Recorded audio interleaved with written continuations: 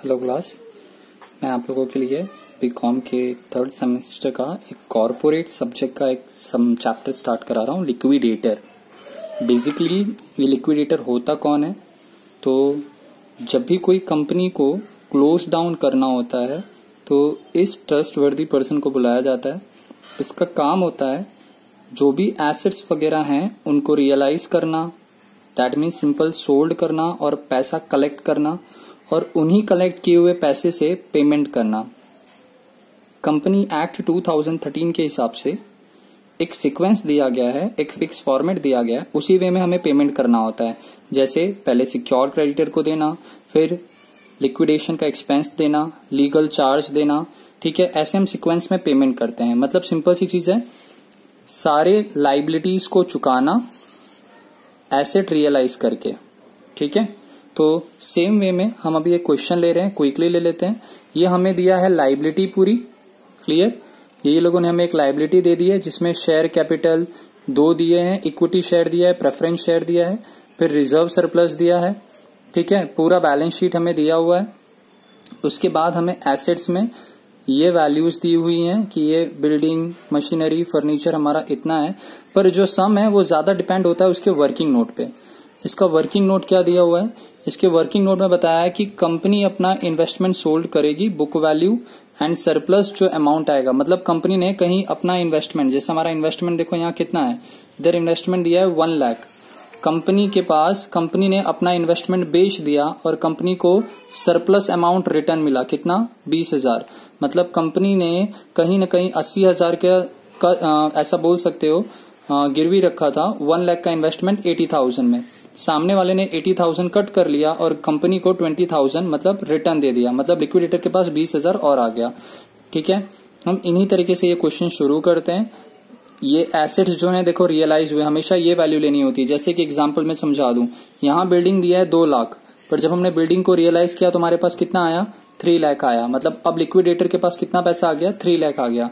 Last में यही बोला जाता है, prepare liquidator financial statement of receipt and payment. तो हमें एक फाइनल स्टेटमेंट हमें बनाना होता है लिक्विडेटर रिसिप्ट और पेमेंट का। तो देखो कुछ यही तरीके से फॉर्मेट रहता है, liquidator financial statement of receipt and payment. तो हमें दिया हुआ है receipt, amount, payment, amount.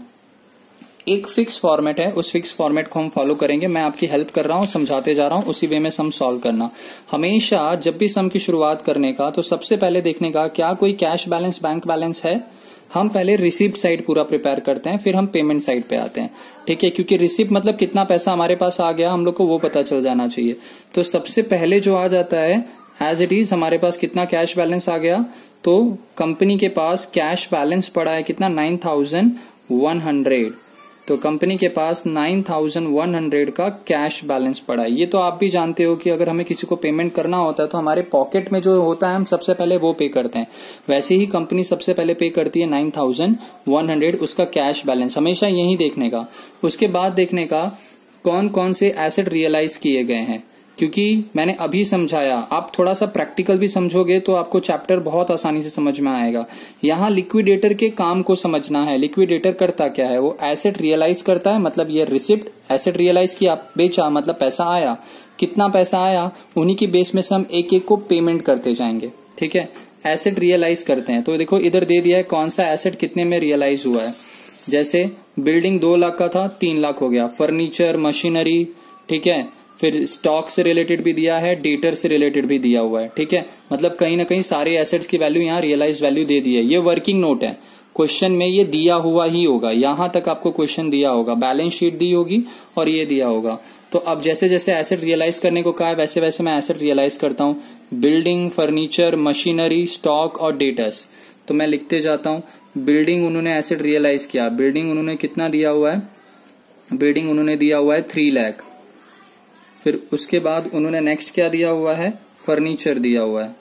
Furniture की रियलाइज वैल्यू उन्होंने कितनी बताई हुई है?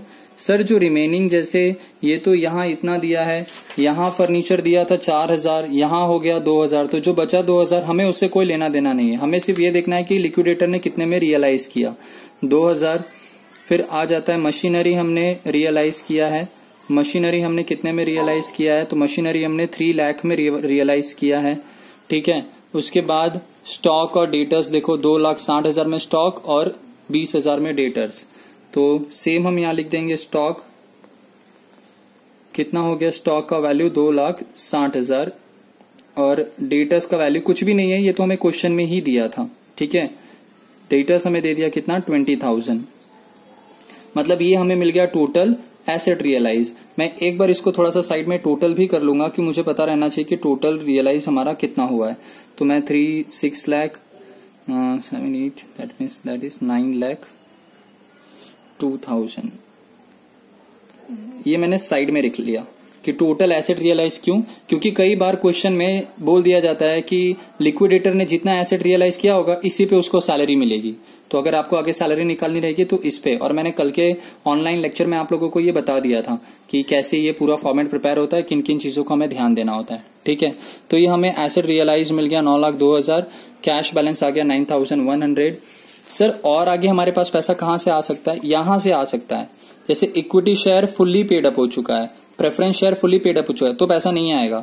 लेकिन अगर यहाँ 20 या जैसे 80 रुपीज पे किया होता, 20 रुपीज बाकी होता, तो ये 20 रुपीज हम कॉल करके मंगा सकते थे, इधर भी मंगा सकते थे।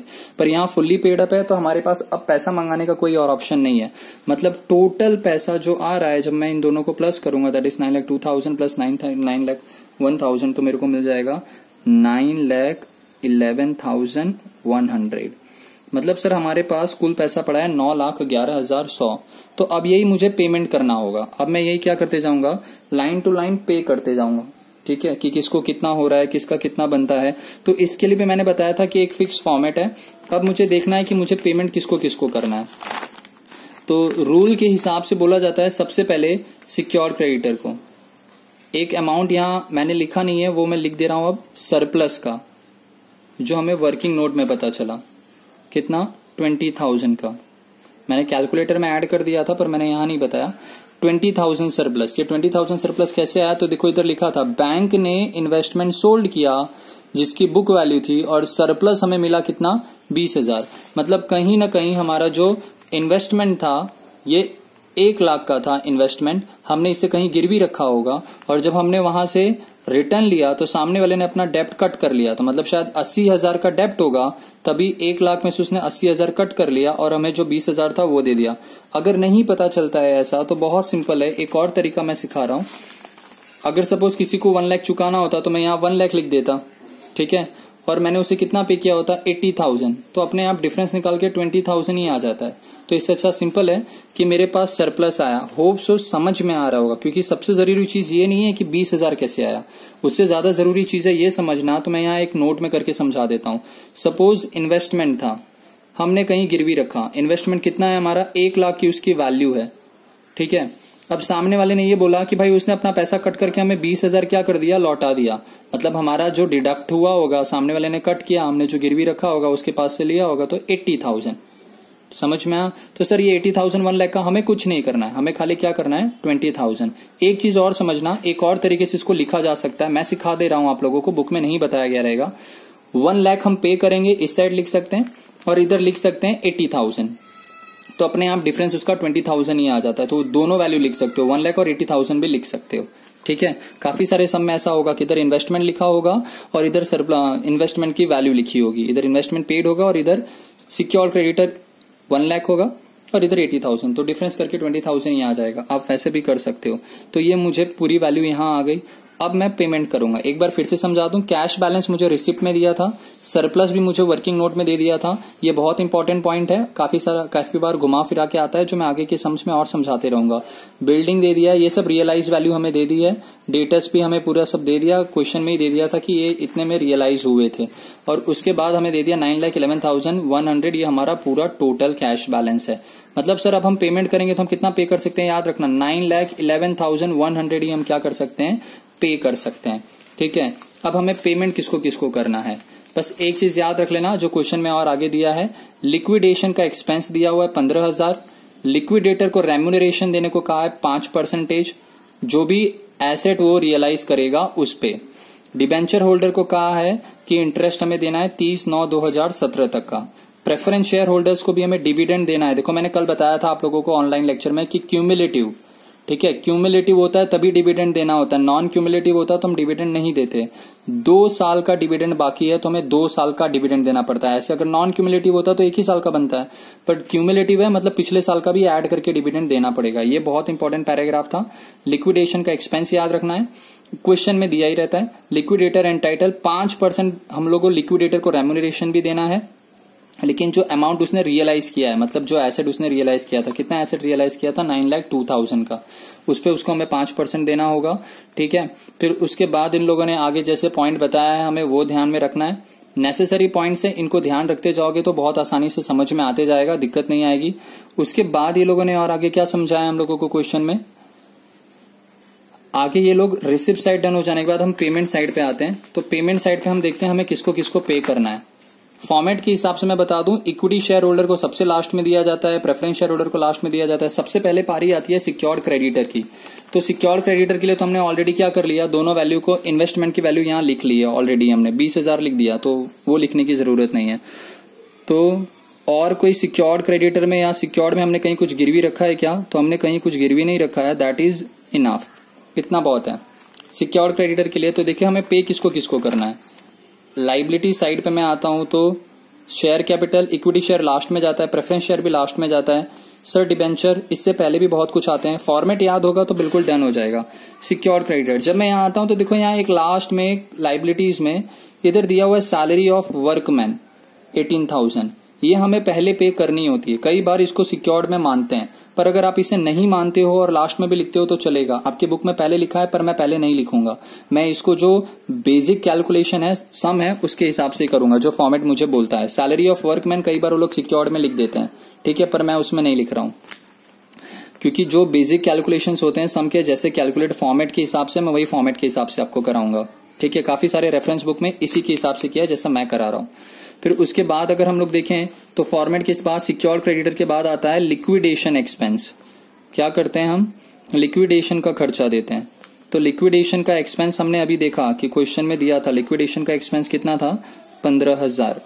सिक्योर्ड क्रेडिटर कुछ भी नहीं है, वो सैलरी ऑफ वर्कमैन यहाँ लिख देते हैं पर वो यहाँ नहीं लिखना है, बुक में सॉल्यूशन में दिया होगा तो उसे फॉलो नहीं करना।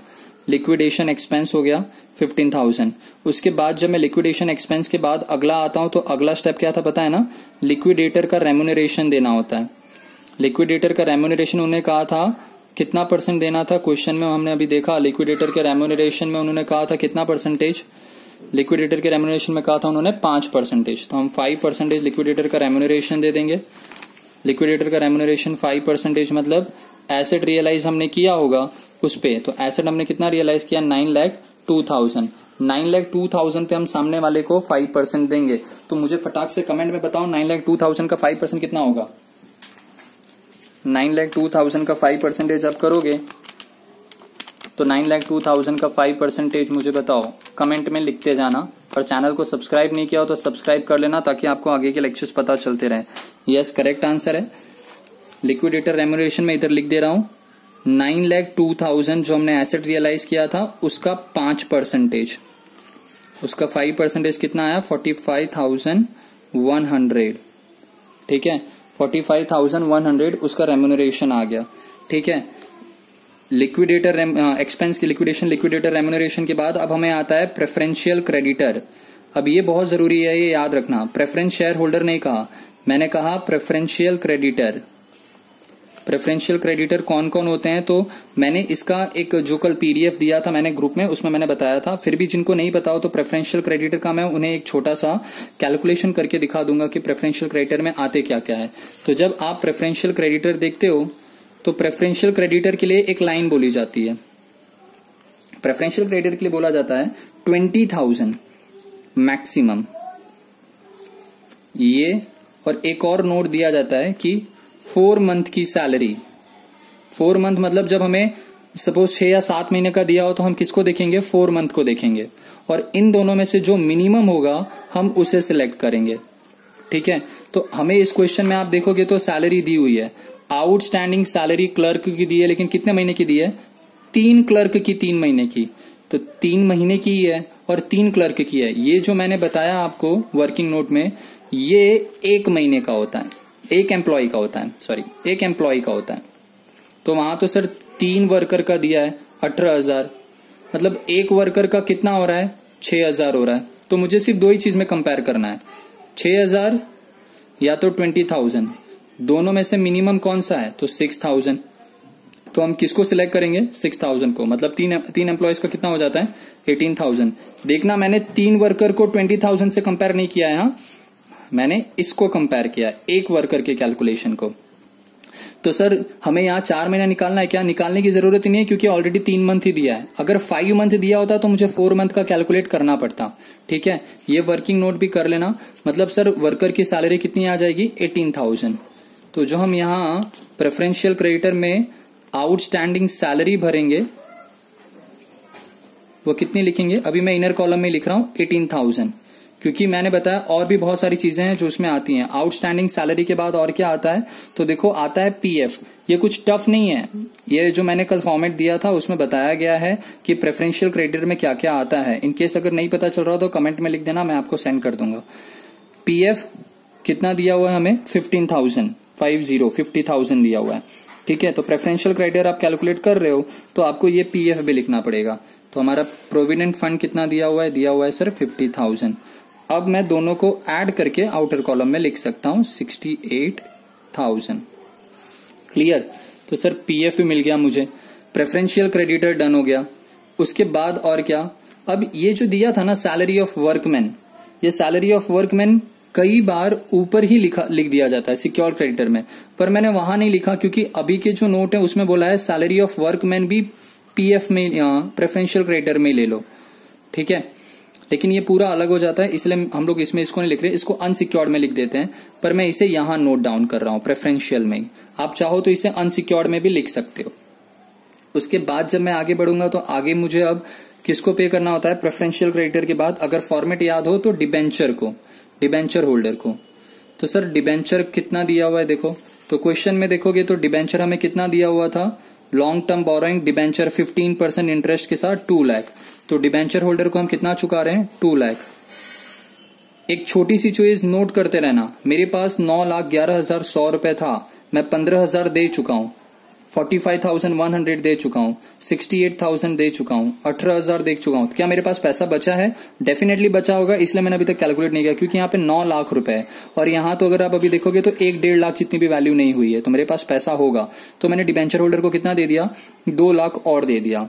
ठीक है, आप चाहो तो क्या कर सकते हो, आप साइड में ऐसा कैलकुलेशन करते रह सकते हो कि मेरे पास 9,11,100 रुपए था, इसमें से मैंने क्या लिक्विडेशन के एक्सपेंस के नाम पे 15,000 दे दिया माइनस।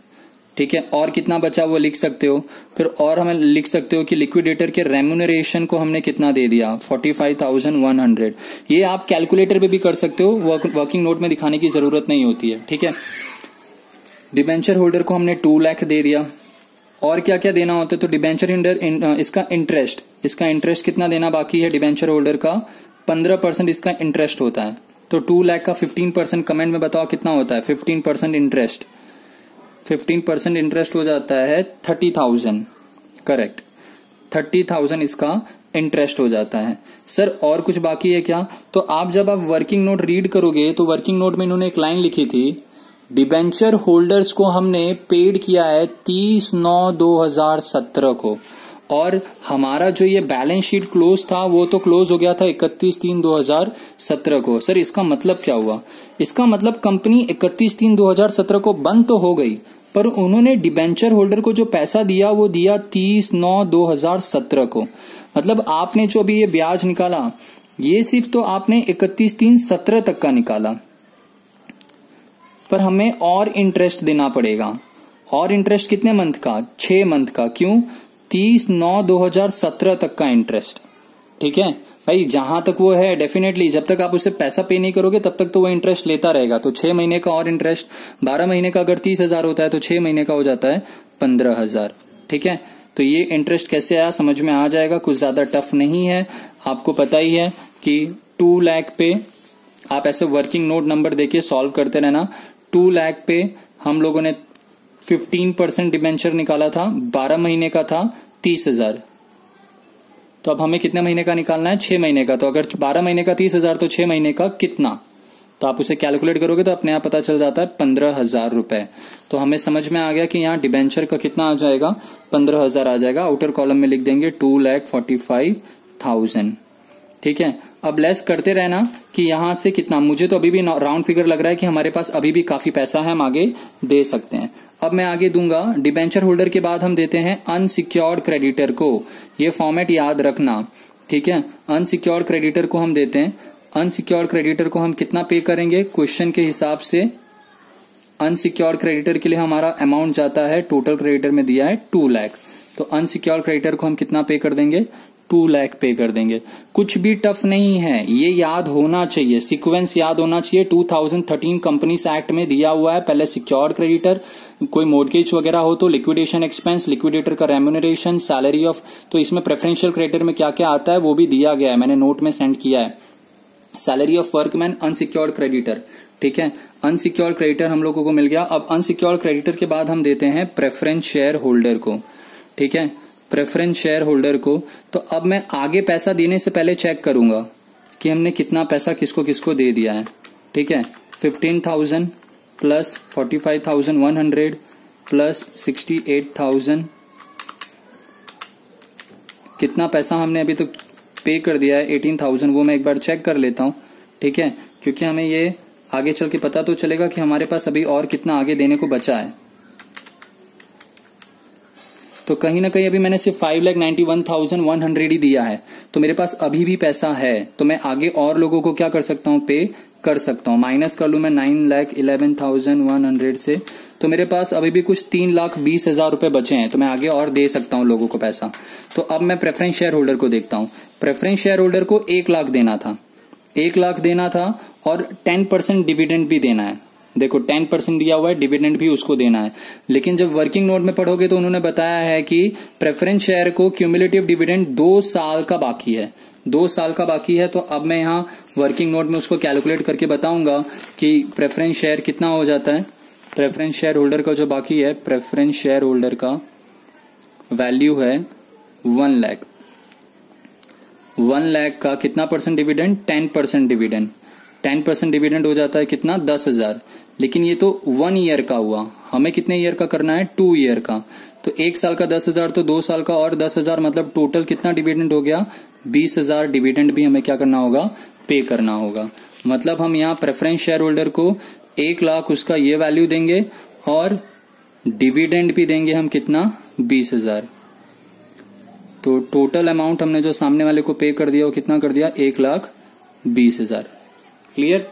अब लास्ट में जब सबको पे हो गया तो किसकी पारी आती है, लास्ट में जब सबको पे हो जाता है तो पारी आती है इक्विटी शेयर होल्डर को। कितना देना है, 2 लाख। जैसे अभी हमने देखा, हमने इस साइड का टोटल किया और इस साइड का टोटल किया, तो 3,20,000 बचा था, 1,20,000 दे दिया। तो अभी भी हमारे पास कितना बचा है, 2 लाख अभी भी बचा है। तो हम इक्विटी शेयर होल्डर को भी क्या करेंगे, पूरा 2 लाख क्या कर देंगे, दे देंगे। पूरा 2 लाख हमने क्या कर दिया, पे कर दिया। मतलब जितना पैसा आया था, जितना था 9,11,100, आप कुछ नहीं करना, यहां से इसको माइनस करते जाना, तो देखना यहां पे भी हमने पूरा पे कर दिया। मतलब हमने पूरा 9,11,100 पे कर दिया। अब हमारे पास देने के लिए भी कुछ नहीं बचा है और यहाँ किसी का पेमेंट भी नहीं बाकी है। अब मैं क्विक एक बार फटाक से पूरा सम समझा दे रहा हूं ताकि हमारा कैलकुलेशन डन हो जाए।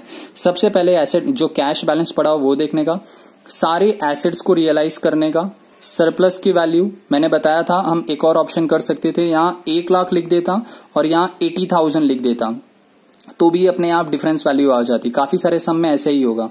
एसेट रियलाइज किया, टोटल पैसा आ गया 9,11,100, ठीक है।